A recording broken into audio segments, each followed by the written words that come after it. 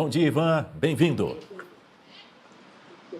Bom dia, Daniel. Uma saudação especial a você e a toda a nossa audiência que nos acompanha nesta terça de carnaval aí. Vamos com tudo que é carnaval no Brasil, mas fora do Brasil as notícias estão acontecendo. E tem muita coisa acontecendo mundo afora. A gente vai começar falando sobre o Irã, Ivan, que realizou um exercício militar no Estreito de Hormuz, na região do Golfo Pérsico. O treinamento ocorreu ontem, na véspera da retomada das negociações nucleares entre o regime de Teherã e os Estados Unidos. Por que, Ivan, o Irã fez esses exercícios? Foi provocação? Será que vai haver um acordo sobre o programa nuclear com os Estados Unidos? Como é que está essa história? Daniel, eu começo pelo fim. Enquanto estamos ao vivo, neste exato momento, as delegações iranianas e americanas estão reunidas em Genebra, na Suíça, e a reunião, segundo a informação que eu consegui há poucos instantes, ela já começou e gira justamente em torno a essa questão do acordo, possível acordo nuclear que prevê o desmantelamento total do programa nuclear iraniano. Os iranianos disseram que não, que o máximo a maior concessão que eles podem fazer é de enriquecer urânio até 60%. Então, é justamente nesse ponto que os dois lados estão conversando agora na manhã desta terça-feira, Daniel. Dependendo, conforme desenvolver a reunião, eu volto ainda nesta edição com alguma atualização sobre esta reunião. Então, esta movimentação do Irã no Estreito de Hormuz, ela foi basicamente uma tentativa do regime, do Ayatollah, de demonstrar força e demonstrar uma capacidade de bloquear esse estreito, que é extremamente importante. Boa parte da produção de petróleo do mundo passa justamente por esse estreito, fecharia toda a evacuação, por exemplo, dos Emirados Árabes Unidos e outros países na região, e isso afetaria o mercado de petróleo global, não somente para a China, que seria a mais afetada, mas para todo o mundo. Então, o que o regime iraniano está dizendo é o seguinte: se não chegarmos a um acordo, nós e os Estados Unidos optarem pela opção militar, nós iremos bloquear esta passagem ali no estreito. Já ao lado americano, Daniel, eu consegui também informações na manhã dessa terça-feira que continua, os Estados Unidos continuam a aumentar a sua presença militar no Oriente Médio. Só nas últimas horas, vários aviões cargueiros chegaram às bases americanas com munição, com mais tropas, ou seja, a confiança de que um acordo possa acontecer hoje vai diminuindo. Pode ser que eles adiem, a continuação dessas conversas para amanhã, mas seria aí realmente uma última tentativa diplomática antes da opção militar envolvendo esse possível acordo nuclear do Irã. Lembrando, Daniel, que nós estamos nessa situação, se você me permite, é bom a gente lembrar aqui a nossa audiência, não é nem tanto por culpa do presidente Trump ou até mesmo do Ayatollah Khamenei, mas se a gente for avaliar a história, nós estamos nessa situação por conta de Barack Hussein Obama, que fez um acordo com o Irã, um acordo frágil lá no final da segunda administração Obama, o que permitiu que o Irã basicamente continuasse o seu programa nuclear. Um problema menor que poderia ter sido resolvido há 10 anos atrás, agora se tornou um problema bem mais complexo, mais complicado, e que, segundo Israel, traz uma ameaça a toda a região. Então, o presidente Trump, na verdade, o que ele está tentando fazer agora é consertar um problema deixado por Obama 10 anos atrás, Daniel. Pois é, daqui a pouquinho, então, portanto, assim que houver ocorrer a finalização desse encontro, que começou por volta das 6 horas da manhã, essa retomada das negociações nucleares em Genebra, na Suíça. Esse encontro está sendo mediado pelo Omã, começou, portanto, há cerca de 2 horas. Do lado norte-americano, o enviado especial é o Steve Witkoff e também o genro de Trump, o Jared Kushner, que estão participando dessas negociações. E esse é o segundo encontro entre negociadores dos Estados Unidos e do Irã para negociar aí essas limitações ao programa nuclear iraniano em meio a essa escalada aí de tensões militares protagonizada por todo esse episódio, todo esse imbróglio que, ao que tudo indica, pode ter fim ainda hoje. E o nosso Ivan Kleber traz mais informações em plantão especial aqui no Jornal da Oeste, primeira edição. Mas agora, seguindo com os nossos assuntos, Ivan, a gente vai trazer um caso lamentável, um caso chocante. O jovem Kent Derranque, de 23 anos, que atuava em partidos de direita da França, foi assassinado por militantes de esquerda em Lyon. O jovem foi atacado de forma muito violenta, muito covarde, quando participava de um protesto contra a presença de um parlamentar da esquerda. Você pode trazer mais detalhes para a gente sobre esse caso, Ivan? Justamente, Daniel, essa questão chocou a França. É mais um país que entra para a lista aí de pessoas de direita que sofreram um ataque, que nesse caso, né, que resultou numa fatalidade. É mais um que entra devido, obviamente, salvando aí o contexto, né, mas que entra na lista de Charlie Kirk, que entra na lista do ex-primeiro-ministro do Japão, Shinzo Abe, que também de direita, que foi assassinado em 2022, e tantos outros que sofreram atentados. E aí, no Brasil, a gente tem o ex-presidente Bolsonaro, né, que sofreu aquela facada do Adélio, e agora essa pessoa lá na França. Daniel, a questão aqui, alguns veículos de mídia vêm reportando na França, né, com um viés mais de esquerda, de que um grande extremista de direita morreu após esse ataque, quase que de uma maneira hipócrita, fazendo aí uma defesa velada, talvez, da ação, né?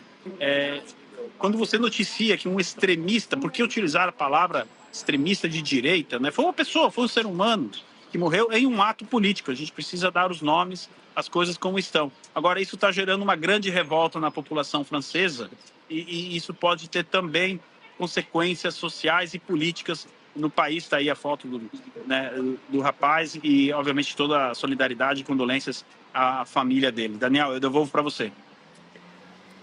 Bom, e os chefes das Forças Armadas da Alemanha e do Reino Unido defenderam, Ivan, o rearmamento da Europa devido à ameaça que a Rússia representa para o continente. Britânicos e alemães são as duas maiores potências militares da Europa.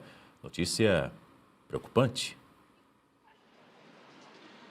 Daniel, o sonho europeu que eles viviam com a queda da União Soviética acabou, e a realidade é essa. O governo britânico ele tem um plano para aumentar os gastos com defesa a partir de 2029, mas o governo está justamente em base a relatórios militares de inteligência, ou seja, de profissionais da área, considerando a possibilidade de aumentar os gastos com defesa já agora a partir de 2027, ou seja, antecipando o plano de 2029.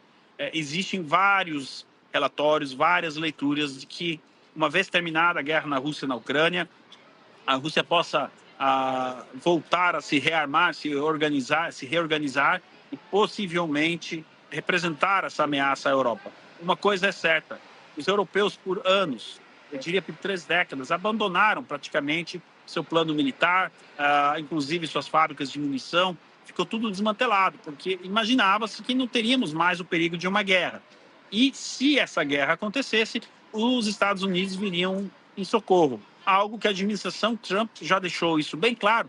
Mas se a gente ir bem na administração Biden, isso já estava acontecendo no tempo do Biden. Então, os europeus, de modo geral, estão se preparando, estão se rearmando. Inclusive, Daniel, já existem relatórios para a sociedade civil, inclusive. Eu estava lendo um deles, tomara que eu não precise, né? Não quero assustar ninguém que mora na Europa, mas já que publicaram, eu li, né? Que visa justamente a prevenção aí, e o alerta à população civil no caso de uma escalada militar, possivelmente contra a Rússia, né? E a União Europeia também publicou um documento no ano passado, alertando as pessoas para terem reservas de água, pilha de bateria de rádio, inclusive um radinho a pilha, enfim, justamente para, no caso de um colapso das infraestruturas na Europa devido ou a uma catástrofe natural ou um conflito bélico, as pessoas estarem preparadas. Eu acredito, Daniel, que nós estamos em um estágio civis para bellum, ou seja, se você quer a guerra, se você quer paz, prepare-se para a guerra.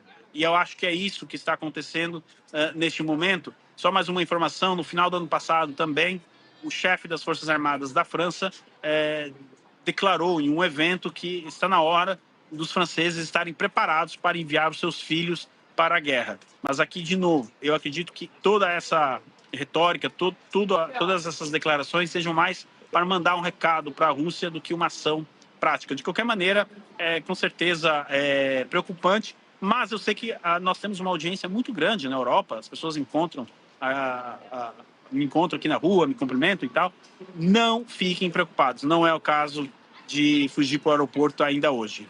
De qualquer maneira, é algo que a gente precisa acompanhar, mas sem nenhum alarde, né, Daniel?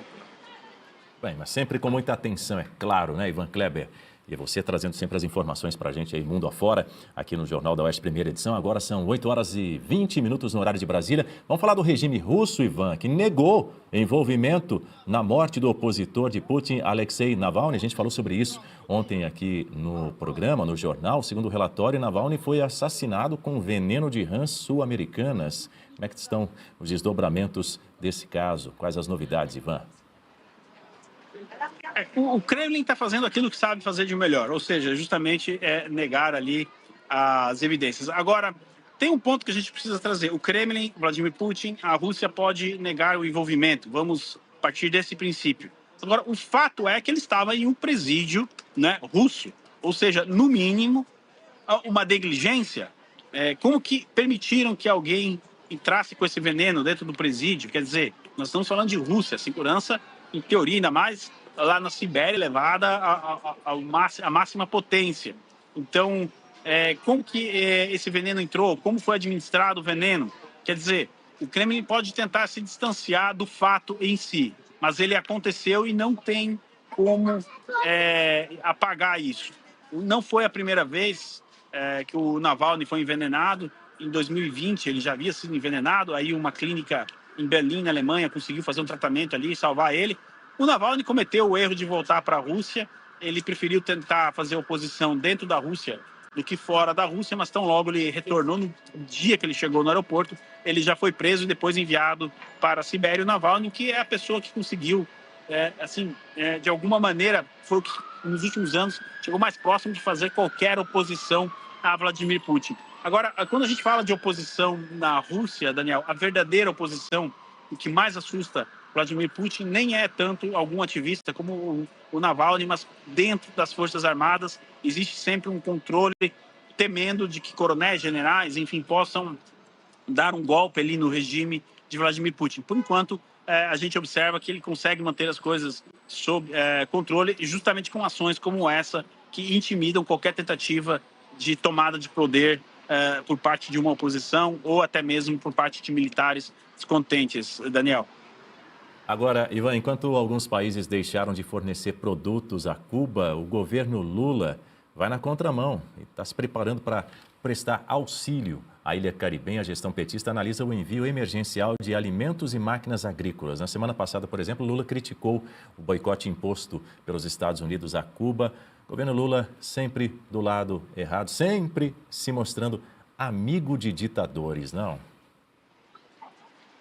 Pois é, Daniel, se o Lula realmente estivesse preocupado com o bem-estar da população cubana, ele incentivaria, então, a queda do regime, e o que levaria a uma abertura total da ilha cubana para o comércio mundial.